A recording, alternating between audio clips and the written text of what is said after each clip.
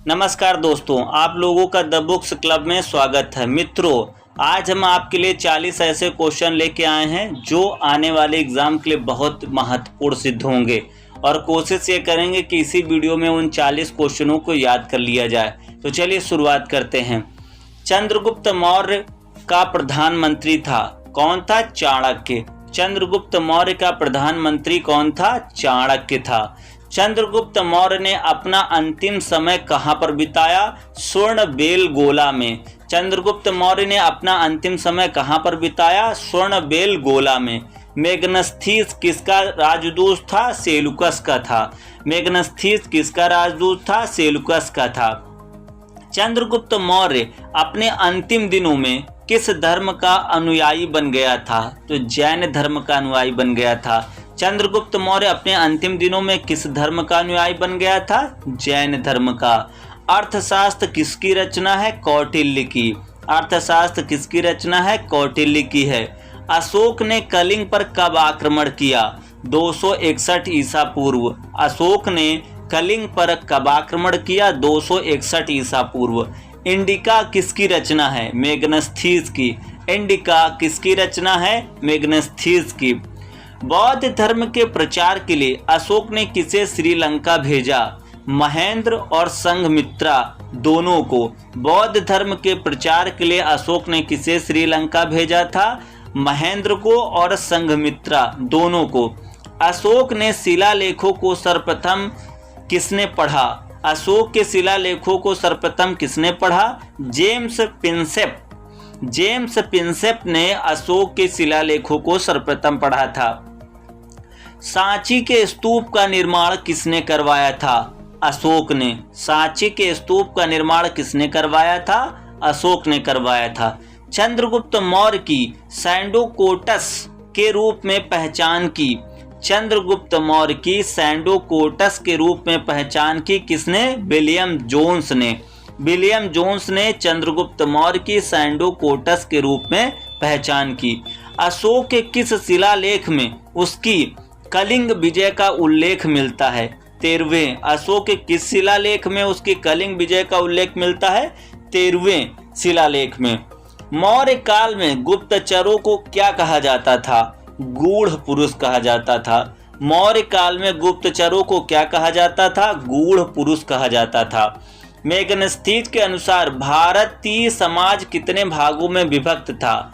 मेगनस्थीस के अनुसार भारतीय समाज कितने भागों में विभक्त था? 7 भागों में। चंद्रगुप्त मौर्य के महल के अवशेष कहाँ से मिले? पटना, कुम्हारा। कुम्हारा पटना में चंद्रगुप्त मौर्य के महल के अवशेष कहाँ से मिले थे? कुम्हारा पटना से। अशोक के धम्म की परिभाषा कहाँ से ली गई है? राहुल वादसूत से। अशोक के धम्म की परिभाषा कहाँ से ली गई थी? राहुलोवादसूत से। अशोक के धम्म की परिभाषा कहाँ से ली गई थी? राहुलोवादसूत से। मौर्य काल में प्रचलित वृष्टि था निःशुल्क श्रम। मौर्य काल में प्रचलित वृष्टि था निःशुल्क श्रम। भारत में सर्वप्रथम सोने के सिक्के किसने चलवाए? इंडो ग्रीक ने चलवाए।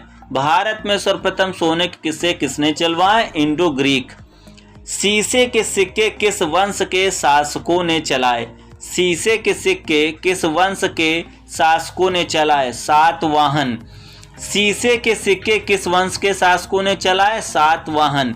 ब्राह्मणों को सर्वप्रथम भूमि अनुदान देने की प्रथा किनके समय से प्रारंभ हुई? सातवाहन के समय से। ब्राह्मणों को सर्वप्रथम भूमि अनुदान देने की प्रथा किसके समय से प्रारंभ हुई? सातवाहन शासकों के समय से या सातवाहन वंश के समय से। कनिष्क का राजवैद्य था चरक। कनिष्क का राजवैद्य कौन था? चरक था। कनिष्क बौद्ध धर्म की किस शाखा का अनुयायी था? महायान। कनिष्क बौद्ध धर्म की किस शाखा का अनुयायी था? महायान का था। कनिष्क की राजधानी थी पुरुषपुर। कनिष्क की राजधानी कौन सी थी? पुरुषपुर थी। जूनागढ़ से प्राप्त संस्कृत का पहला अभिलेख किस शासक का था? रुद्र दामन। जूनागढ़ से प्राप्त संस्कृत का पहला अभिलेख किस शासक का था? रुद्र दामन का था। निम्न में से किस स्थान पर रोम बस्ती मिली है? आरिक मेंडू। निम्न में से किस स्थान पर रोम बस्ती मिली हुई है? आरिक मेंडू से मिली हुई है। निम्न में से किस स्थान पर रोम बस्ती मिली है? आरिक मेंडू से। बुद्ध चरित्र की रचना किसने की? अश्वघोष ने। बुद्ध चरित्र की रचना किसने की? अश्वघोष ने की। चौथी बौद्ध संगीति का आयोजन किसके शासनकाल में हुआ था? कनिष्क के शासनकाल में। चौथी बौद्ध संगीति का आयोजन किसके शासनकाल में हुआ था? कनिष्क के। गुप्त सम्यक की शुरुआत किसने की? चंद्रगुप्त प्रथम ने। गुप्त सम्यक की शुरुआत किसने की? चंद्रगुप्त प्रथम ने की। भारत का नेपोलियन किस गुप्त शासक को कहा जाता है? समुद्रगुप्त को। भारत का नेपोलियन किस गुप्त शासक को कहा जाता है? समुद्रगुप्त को कहा जाता है। चीनी यात्री फैहान किसके शासनकाल में आया था? चंद्रगुप्त विक्रमादित्य के शासनकाल में आया था। चीनी यात्री फैहान किसके शासनकाल में आया था? चंद्रगुप्त विक्रमादित्य के शासनकाल में। भारत पर हूणों का आक्रमण किसके शासनकाल में हुआ था? स्कंदगुप्त के शासनकाल में। भारत पर हूणों का आक्रमण किसके शासनकाल में हुआ था? स्कंदगुप्त के शासनकाल में। गुप्तकालीन नवरत्न किसके दरबार में थे? चंद्रगुप्त विक्रमादित्य के दरबार में। गुप्तकालीन नवरत्न किसके दरबार में थे? चंद्रगुप्त विक्रमादित्य के। गुप्तकालीन नवरत्न किसके दरबार में थे? चंद्रगुप्त विक्रमादित्य के दरबार में। नालंदा विश्वविद्यालय का संस्थापक कौन था? कुमारगुप्त था। नालंदा विश्वविद्यालय का संस्थापक कौन था? कुमारगुप्त था। बाणभट्ट किसके दरबारी कवि थे? हर्षवर्धन के। बाणभट्ट किसके दरबारी कवि थे? हर्षवर्धन के। हर्षवर्धन की राजधानी थी कन्नौज। हर्षवर्धन की राजधानी थी कन्नौज। चीनी यात्री हिनसोंग किसके शासनकाल में भारत आया था?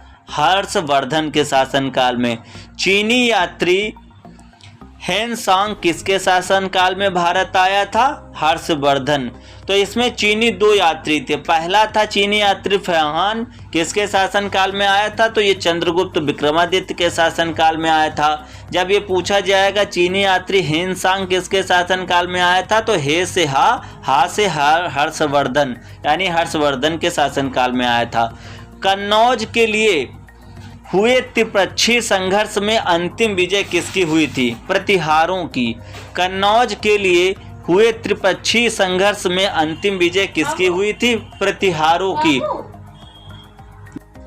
कन्नौज के लिए हुई त्रिपक्षीय संघर्ष में अंतिम विजय किसकी हुई थी? प्रतिहारों की हुई थी।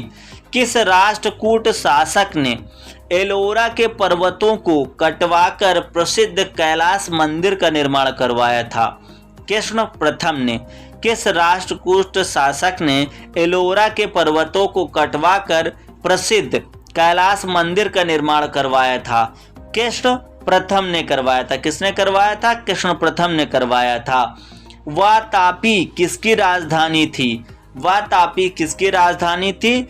चालुक्य। चालुक्य जो वंश था, चालुक्य वंश जो था उसकी राजधानी क्या थी? वातापी किसकी राजधानी थी? चालुक्य वंश की थी। स्थानीय स्वशासन किसके शासन की मुख्य विशेषता थी? स्थानीय स्वशासन किसके प्रशासन की मुख्य विशेषता थी? चोल की, चोल वंश की। स्थानीय स्वशासन किसके प्रशासन की मुख्य विशेषता थी? चोल वंश की। मित्रों, ये 40 क्वेश्चन हो गए जो बहुत ही महत्वपूर्ण थे।